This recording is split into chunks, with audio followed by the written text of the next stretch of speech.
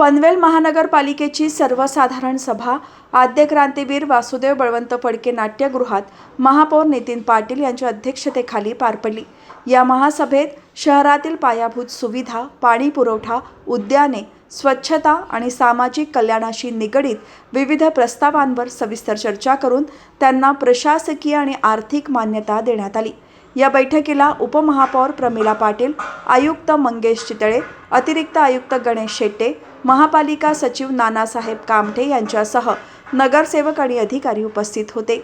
या महासभेत देहरंग धरणातून शहरांसाठी वाढीव पाणी पुरवठा योजना जागतिक बँकेच्या सहाय्यित योजनेअंतर्गत शासनाकडे सादर करणे, शिलार धरण प्रकल्पासाठी जलसंपदा विभागास निधी उपलब्ध करणे, खारघर आणि कळंबोली परिसरात नवीन उद्याने विकसित करणे, पावसाळी गटारांची पुनर्बांधणी आणि दुरुस्ती, कोळीवाडा मार्केट यार्ड आणि इतर स्मशानभूमींचा विकास तसेच पाणी व्यवस्था करणे अशा महत्त्वाच्या कामांना मंजुरी देण्यात आली।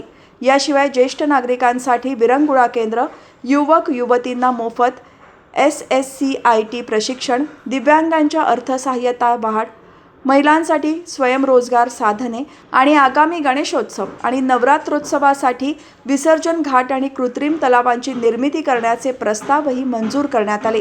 तथापि मेट्रो मार्ग 12च्या अंमलबजावणीसाठी MMRDAला पालिकेकडून आर्थिक सहाय्य देणे आणि LED पथदिव्यांच्या देखभाल दुरुस्तीसाठी राज्यस्तरीय निविदाधारकांसोबत करारनामा करणे हे 2 विषय महासभेने नामंजूर केले।